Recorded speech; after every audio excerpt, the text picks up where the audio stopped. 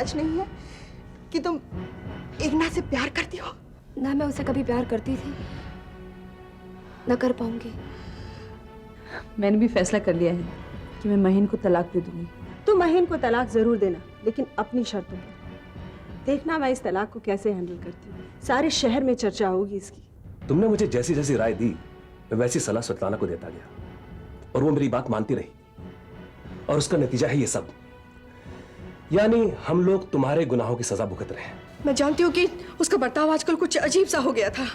उसे अपने आप पर बहुत गुरूर हो गया था, लेकिन उसकी नीयत खराब नहीं थी। मैं सिर्फ इतना जानता हूँ माँ जी कि उसने हमारी कंपनी को करोड़ों का नुकसान पहुंचाया है। उस नुकसान का भरपाया तो हो जाएगा, लेकिन उसकी वजह से आज मार्केट में हमारी कंपनी बदनाम हो गई है। कंचन प्लीज अपने पति से बात करके किसी भी तरह मुझे जमानत दिलवा दे। यहाँ सब लोग तुझे ढूंढ रहे हैं। सीबीआई वाले भी घर आए थे।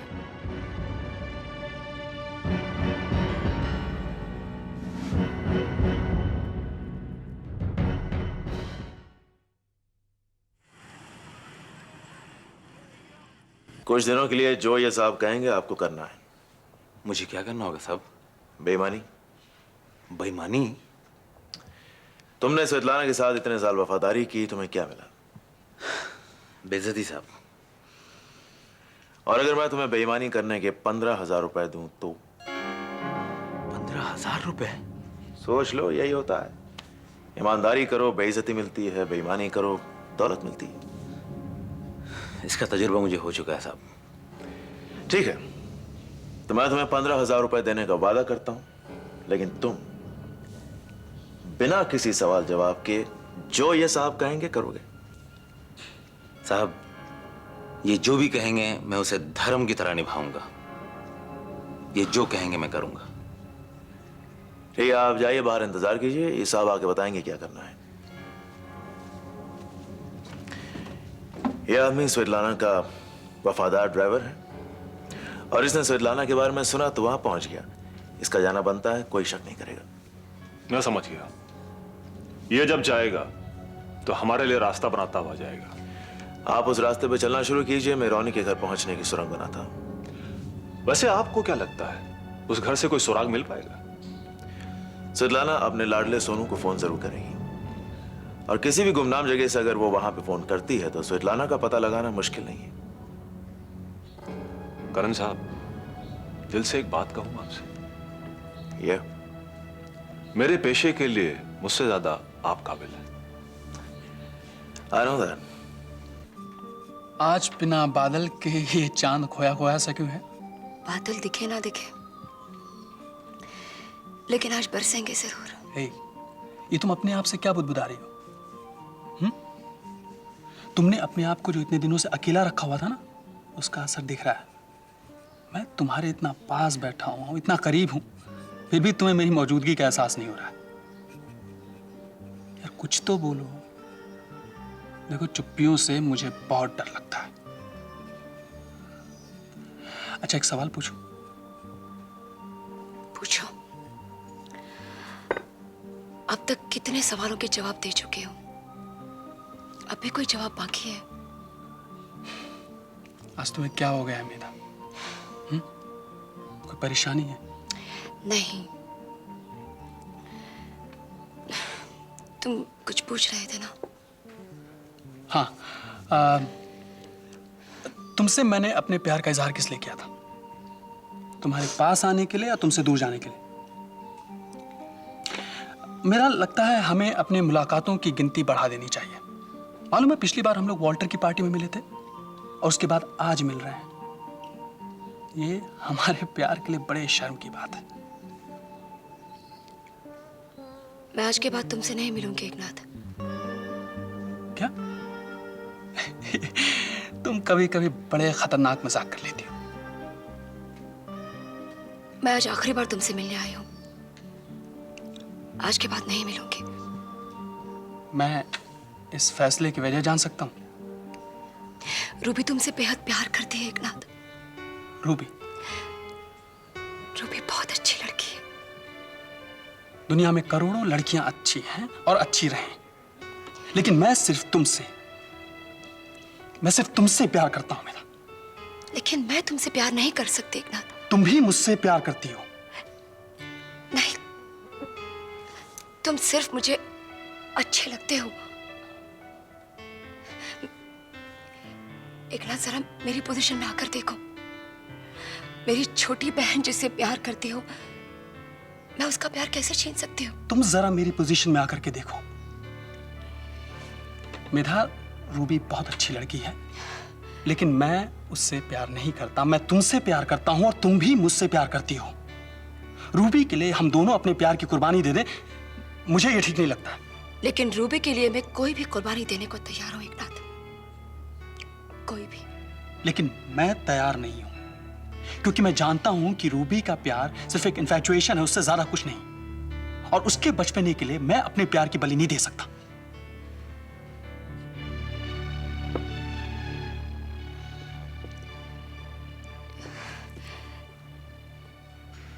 मैं अपना फैसला तुम्हें सुना चुकी हूं एकनाथ। अब तुम्हें क्या करना है ये तुम देखो। तुम एकदम से सब कुछ नहीं मिटा सकती हो, और तुम ये ठीक नहीं कर रही हो मेधा।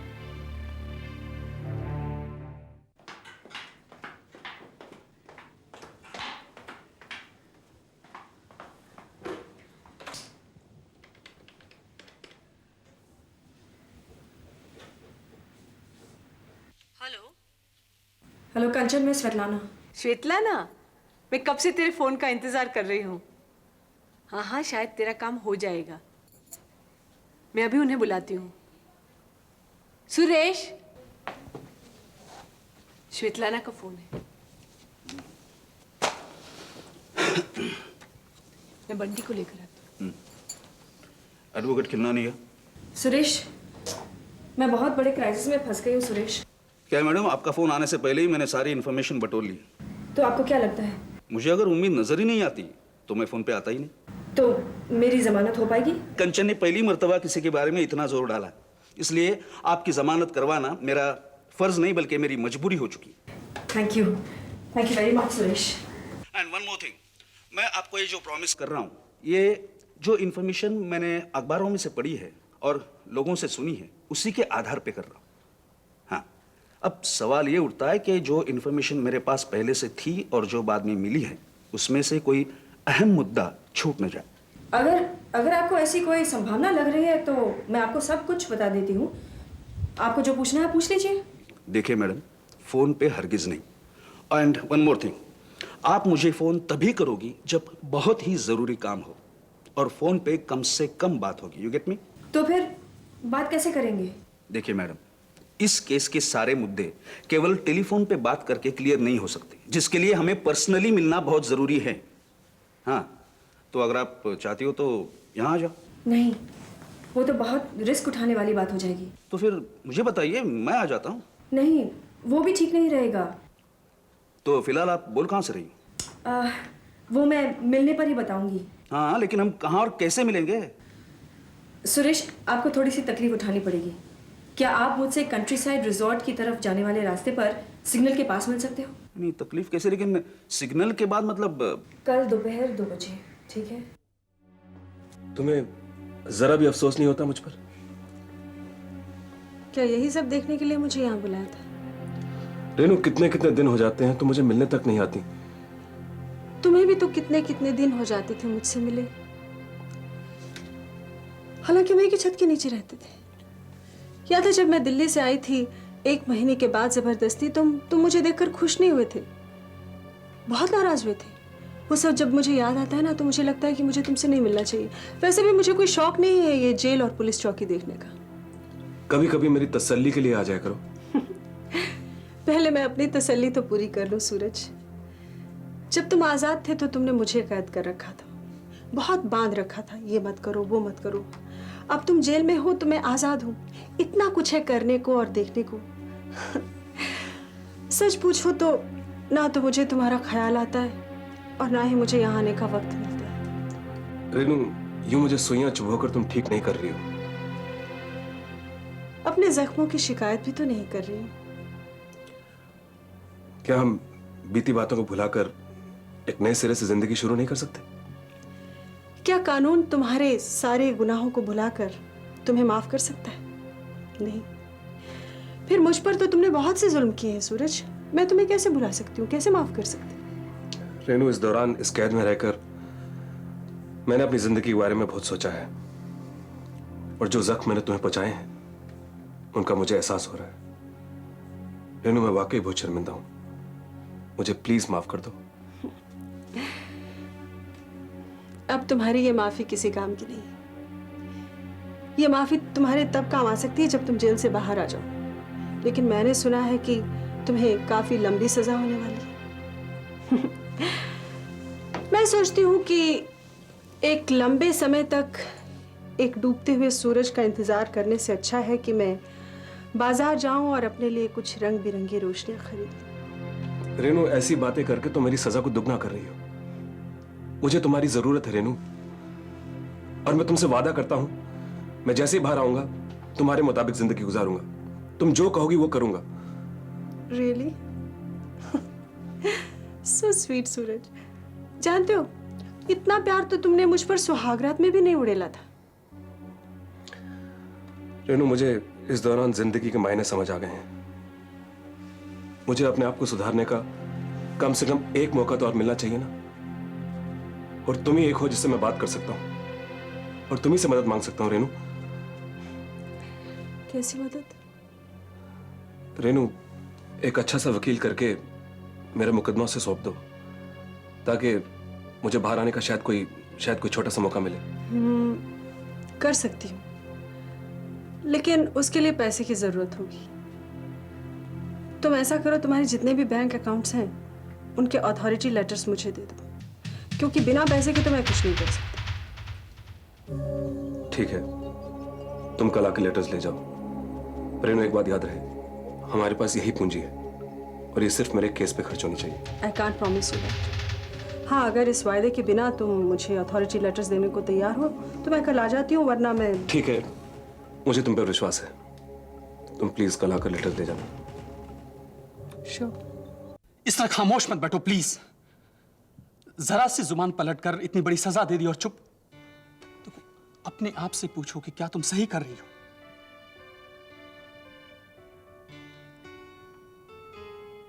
अब तक जो कर रही थी शायद वो गलत था। अब जो करने जा रहे हूं बहुत ही सोच समझ कर कर रही हूं एकनाथ, और मुझे लगता है कि ये सही है।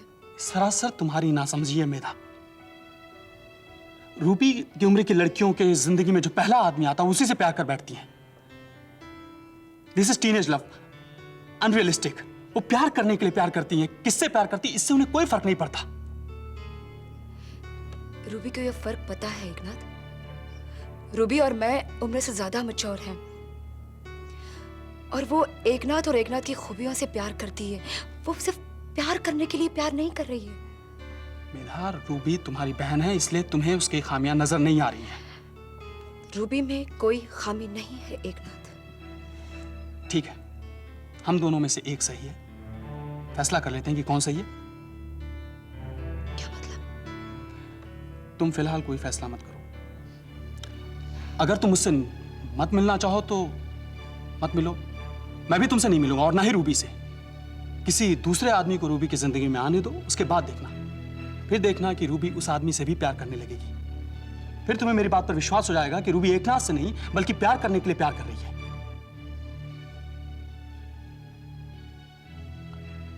और अगर वो दूसरे किसी से प्यार नहीं कर पाई तो तुम गलत साबित हो जाओगे ना एकनाथ। ठीक है, इंतजार कर लेते हैं। और तुम सही साबित हो भी जाते हो तब भी नतीजा तो वही रहेगा। मैं फिर भी तुमसे कोई रिश्ता नहीं बना पाऊंगी एकनाथ। लेकिन क्यों? क्योंकि रूबी मेरी सबसे बड़ी जिम्मेदारी है, और मेरी कमजोरी भी। जब तक मैं जिंदा हूं वो मेरे साथ है, और अगर कोई दूसरा आदमी भी उसकी जिंदगी में आता है तब भी हम दोनों साथ रहकर उसकी जिंदगी में शामिल नहीं हो पाएंगे। तुम मुझे फोर्स क्यों कर रही हो मेधा? मैं रूबी से प्यार नहीं करता। तो तुम भी मुझे क्यों फोर्स करते हो? क्योंकि मैं भी तुमसे प्यार नहीं करती। क्या? तुम सिर्फ मुझे अच्छे लगते हो, बस। इससे ज्यादा कुछ नहीं। तुम झूठ बोल रही हो। मैं जानता हूँ तुम रूबी की वजह से ऐसा कर रही हो। नहीं, मैं झूठ नहीं बोल रही हूँ। झूठे तो वो लम्हे थे जिनमें मैं तुम्हारी कुछ खूबियों की वजह से बह गई थी बस। Good bye Eknath. आजकल मल्होत्रा इंडस्ट्रीज में जो कुछ हो रहा है अच्छा नहीं हो रहा। सर अगर ये सब मेरे बस में होता तो मैं नहीं होने देता। मुझे आप पर पूरा यकीन है mister Dalal. Thank you very much sir. Sir आज एजीएम है जिसमें नए चेयरमैन का चुनाव होगा। आई एम सॉरी, मैं नहीं आ पाऊंगा। मैं जानता हूं सर, इसलिए मैं यहाँ पर आया हूँ। ये नो ऑब्जेक्शन लेटर है, इसे आपको साइन करना है। नो ऑब्जेक्शन मगर किसने मिस्टर दलाल? मेजॉरिटी जिसे भी चेयरमैन चुने, इसमें आपको कोई ऑब्जेक्शन नहीं होगा।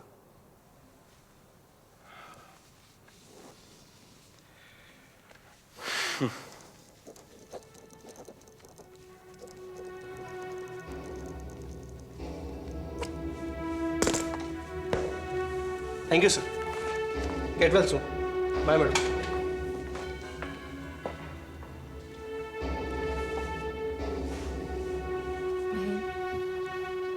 मैं तुम्हारा दुख समझ सकती हूँ। But the fact remains, Sheila, कि अब महीन मल्होत्रा एक बीमार सिग्नेचर बनकर रह गया है। नहीं मैं, एक दिन यही सिग्नेचर मल्होत्रा इंडस्ट्रीज के चेयरमैन के होंगे। तुम्हें मल्होत्रा इंडस्ट्रीज के चेयरमैन बनकर अपने आप को सिद्ध करना पड़ेगा महक।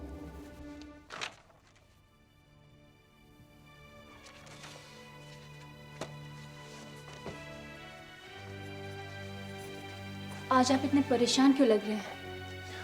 पूजा, आज हमारी कंपनी की एनुअल जनरल मीटिंग है। यूं ही बैठकर याद करा था कि डैडी के चले जाने के बाद जितनी ऐसी मीटिंग्स हुई हैं, वो एक डूबते मल्होत्रा इंडस्ट्रीज को बचाने की नाकामयाब कोशिश साबित हुई है। हर मीटिंग के बाद एक नाकामयाबी और हर नाकामयाबी के बाद एक ऐसी मीटिंग। आप सच्चे दिल से कर्म करते जाइए, फल देना तो भगवान पर छोड़ दीजिए। परेशानी की बात तो यह है पूजा कि इसके बाद कौन चेयरपर्सन बनेगा, मेरी तो कुछ समझ में नहीं आ रहा। देखिए, हम जानते हैं कि मल्होत्रा इंडस्ट्रीज की जितनी आप परवाह करते हैं और कोई नहीं करता, पर सिर्फ परवाह करने से सब कुछ नहीं होता। मैं तुम्हारा मतलब नहीं समझा पूजा। आप एक दर्शक बनकर उस खेल को मत देखिए, एक अच्छे खिलाड़ी की तरह मैदान में कूद जाइए। पूजा, सच पूछो तो मुझे मीटिंग की उतनी चिंता नहीं है। मुझे चिंता है मेरे एम्पायर के भविष्य की। ऐसे छोटे मोटे नुकसान तो मल्होत्रा इंडस्ट्री कई सालों तक झेल लेगी, लेकिन उसके बाद क्या? ये नुकसान कहीं ना कहीं आकर तो रुकने चाहिए ना। आप जानते हैं, पिछले एजीएम के बाद आपने कुछ फैसले लिए थे। पूजा, वही सब याद करके तो अपने आप को कोस रहा था मैं। तब से लेकर आज तक अपना एक भी फैसला अपने ऊपर लागू नहीं कर पाया मैं। जाने क्या करता रहा, छोटी छोटी परेशानियों को बड़ा बनाकर अपने आप को बहलाता रहा, खुश होता रहा कि ये प्रॉब्लम्स मैं कितनी आसानी से सॉल्व कर रहा हूं। लेकिन अपने तमाम फैसलों से दूर होता गया। पूजा, मैंने अपनी जिंदगी के ये महीने बर्बाद कर दिए। देखिए, जो हो चुका उसके बारे में परेशान रहकर आप अपने आज और आने वाले कल को बिगाड़ रहे हैं। शायद तुम ठीक कह रही हो पूजा। अब वक्त आ गया, मुझे अपने फैसलों को अपने आप पर लागू कर लेना चाहिए, क्योंकि मेरा सबसे अहम मकसद यही है कि मैं अपने आप को मल्होत्रा इंडस्ट्रीज की जिम्मेदारी उठाने लायक बना लूं। पर कोई भी फैसला लागू करने से पहले अपने साथ थोड़ा बेरहम होना पड़ता है। पूजा, मुझे अपने साथ कितना भी बेरहम क्यों ना होना पड़े, मैंने फैसला कर लिया है। सबसे पहले मैं ये घर छोड़कर चला जाऊंगा, जैसे घर में मेरे डैडी केशव मल्होत्रा ने अपनी जिंदगी की शुरुआत की थी, बस वैसे ही एक छोटे से घर में जाकर रहूंगा। और पूजा, एक आम आदमी की तरह मल्होत्रा इंडस्ट्री में वर्कर बन जाऊंगा। और इस बार ऋषभ मल्होत्रा नहीं, सिर्फ ऋषभ अपनी मेहनत से चेयरमैन की कुर्सी हासिल करने की कोशिश करेगा। I promise. हमारी नजरों में आपकी इज्जत बढ़ ही गई है, देखिएगा आपकी अपनी नजरों में भी आपकी इज्जत बढ़ जाएगी। पगली, मुझे तुमसे इज्जत नहीं, तुम्हारा सहारा चाहिए बस। जिस दिन आप अपने फैसलों पर अमल करेंगे ना, उस दिन हम आपके साथ होंगे। Really? तो मैंने अपना फैसला कर लिया। कब से? आज से, बल्कि अभी इसी वक्त से।